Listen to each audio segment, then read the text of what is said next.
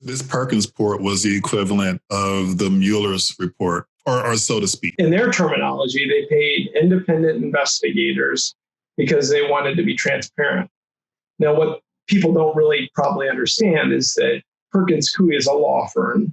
OSU paid that law firm $6 million to be able to do this independent investigation. Now, I'm not going to question the integrity of Perkins or the integrity of the process. I'll let time do that, because there are things in the Perkins report that at the end of the day, when I went through OSU's they dumped thousands and thousands of documents, and I just didn't trust them at that time. So I went through every single one of those documents and read every one of those letters because I needed to know what happened.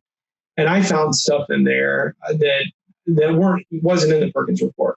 So either I'm more diligent than the $6 million lawyers that they paid to go through this paperwork, because I found stuff like, for instance, that the Ohio State Medical Board knew that Strauss was molesting people. Now, OSU wanted that out. They were 100%. They were fighting. They were fighting for transparency. That's what they kept saying. We want everything in here. We want the transparency. And I kept thinking to myself, why are they so adamant that all of a sudden they're just the noble people?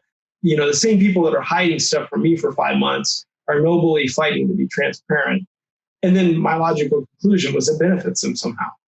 So why wouldn't they want to include something that said the Ohio State Medical Board was another medical agency that knew that Strauss was molesting people and just dropped the ball and never did anything about it? So that's why Ohio State wanted it in there. Now, what the Perkins report or Ohio State didn't say is that I found a couple documents, one of them that said the medical board directly approached Ohio State and asked them and their lawyers specifically to file a complaint against Strauss for sexual molestation because they had discovered in their investigation that Strauss was molesting people. So they asked Ohio State to do something about it. They never did. Then I found another document that said Ohio State specifically asked the medical board to keep Strauss confidential until they got their internal investigation done. So I'm going to let time and I'm going to let the public question whether or not Perkins Coie was accurate or transparent or complete, because those two things weren't in it. They referenced those documents. They didn't reference that huge point in both those documents that basically further shows that the Ohio State was neglecting what they should have done. Sounds like selective transparency, because if you're throwing enough resources at a specific task, then you have a good idea of what is relevant to an investigation if you are truly, or if a law firm is truly being impartial and they're truly being thorough. So that sounds very suspect. But let's go back a little bit, man. Like the moment that you demanded an investigation, who was your support system? Like, who did you have to go to vent and discuss this with and sort of seek counsel with? Myself, that's it. My parents didn't know that I was gay, and I did not want them to know about any of this because, and tell me if this is not heavy, I didn't want them to think that gay people acted like this. What Strauss did to me was so gross and inappropriate and unacceptable. I didn't want my parents to associate gay people with that. And so I protected Strauss from them because I didn't want them to ever think that I could do something as gross as that, or that any gay person could ever do something as gross as that. So I would rather have lived in silence for 24 years now. And I mean, my parents even asked me, recently, why didn't you ever tell us about this? And I told them why. I didn't want them to think badly of gay people. And Strauss obviously, I think, was gay. I think he had a mental illness, because I don't think that anybody that could do what he did to people that many times over and over and over again and just do it with no conscience. I think you'd have to have a mental illness to do that. But who wasn't mentally ill was Grace, Miller, all the people above them, Ninos, which is their lawyer. They were on countless memorandums talking about Strauss's molestation. All these people were figureheads, figures of authority that could have done something. So I didn't have a support system. As a matter of fact, Grace, even in 2019 or 2018 interview that he did with the Southern, his local hometown newspaper, when they pressed him and said, "Why didn't you tell them to call the police?" He literally, his answer was that they were adults. This is what this medical doctor said. They were adults. And then he further even, I mean, talking about this guy's homophobia, his internal homophobia, he further says, "I just figured it was obviously a gay man that was hitting on or coming on to another gay man." And so in 2019, he's admitting that he thought that was acceptable, or that was just his way of sloughing it off, that he just thought that, a middle-aged adult that was pushing an erection against just a kid was just a gay person come on to another gay person, and that's all he thought. And I just can't, when I read those words in a paper, I thought, how can you even say that with a straight face and not just, you're disgusting. Like, you think that that's normal? You think that that's acceptable? What if a doctor rubbed his penis against a woman? Is it just a guy hitting on a girl? Like, what is wrong with these people? Like, and then this guy still works today. He works in another university doing the same job he did back at OSU. And I just can't comprehend how that's possible. Is it accurate to say that you were suffering in silence? And if so, were you, I mean, what was your emotional state? Were you obviously angry and frustrated? Were you depressed? It's hard to say because there was so much to quantify. So my first book that I wrote about LGBT activism, I go into a lot about my self-hatred of myself for being gay and acceptance and all the things you have to go through. And I once told somebody that said, listening to you talk about gay people is actually helping me because my son just came out to me, and I grew up macho. We went hunting, and society taught me, all this stuff about gay people. And now listening to you, I'm starting to understand my son better. So I stopped him. I said, "I'm going to blow your mind." I said, society taught your son the same thing about gay people that society taught you about gay people. Your son has to unlearn all that about what society taught him about himself before he can even understand himself. I said, "Now you understand your son better." And he looked at me and said, "Man," he's like, "if you ever write a book." And so getting back to your question, I was going through that. I was going through that self-acceptance and coming out myself. And that was a terrible setback for me because I was already trying to ponder the questions of religion and morality and ethics and all this stuff about gay people, and have this guy do this to me. I remember going to an OSU seminar on how to change your sexuality, and I don't know that I'd ever done any of that stuff had I not felt horrible about what happened with Strauss. So there was a lot psychologically going on with me just because I was gay. I mean, and that's probably different from many of the other people who were affected because I don't know, I know that there were other gay people, but I don't know what people, I think everybody handles stuff differently. Some of the wrestlers that I've heard that are guys that could probably kick my ass in 2 seconds, I would watch them turn into like just crying, and just getting emotional and just not even being able to talk about it. And here I am, stone cold faced, angry. And the thing that I always said to anybody that I was talking to is that I don't want you to mistake in my anger for anything other than hurt, because it really is. Everybody manifests themselves differently and displays their emotions differently.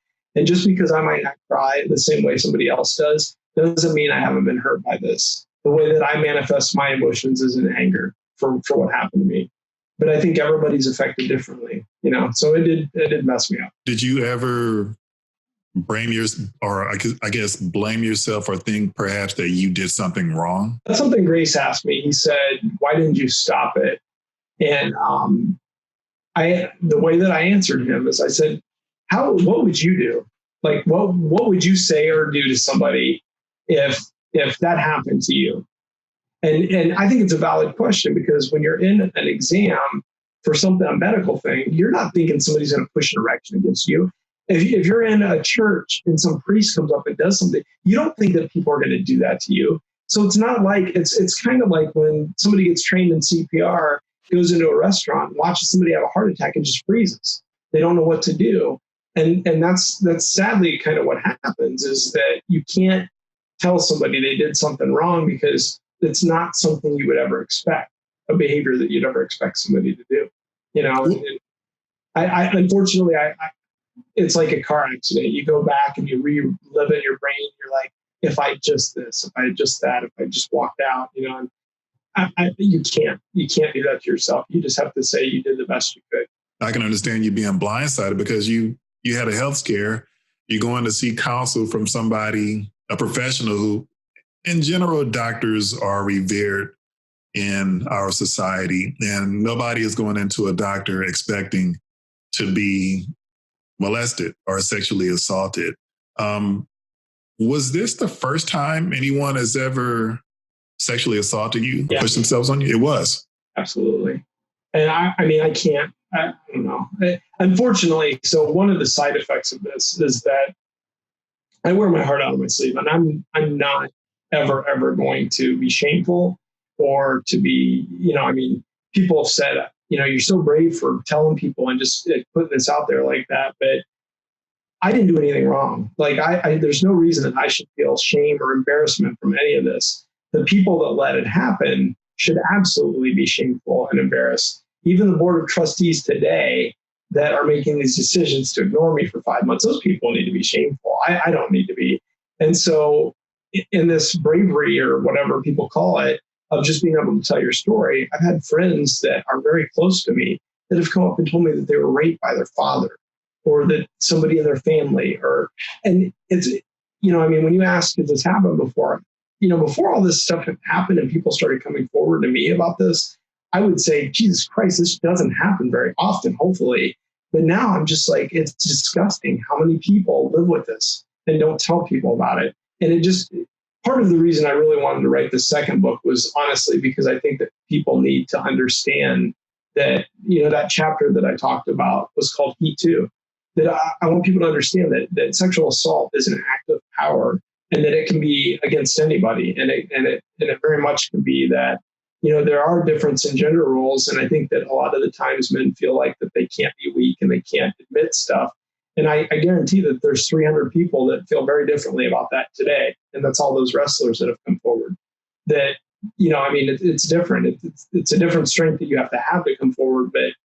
But I just don't want people to misinterpret who this can happen against and who it can affect.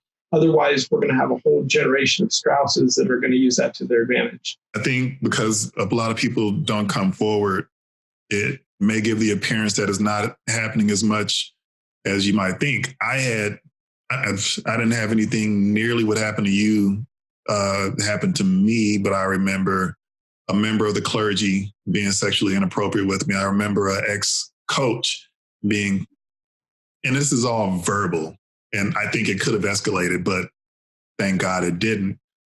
So I guess maybe what's difficult is for us living in a hyper masculine society here in America, we tend to force a lot of things down, and we want to, we avoid embarrassment, and we avoid, I guess, all the pain associated with that kind of stuff. It makes yourself very vulnerable to talk about it.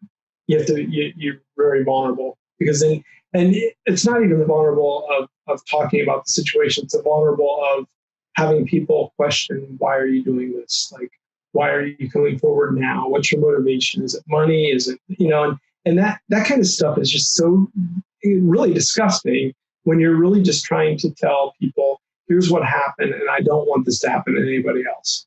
And people are questioning your motives. It's so gross that, that's just human nature. People are going to do stuff like that. But I'm just going to tell what happened, and I'm going to be very blunt about it and try to be an example for other people.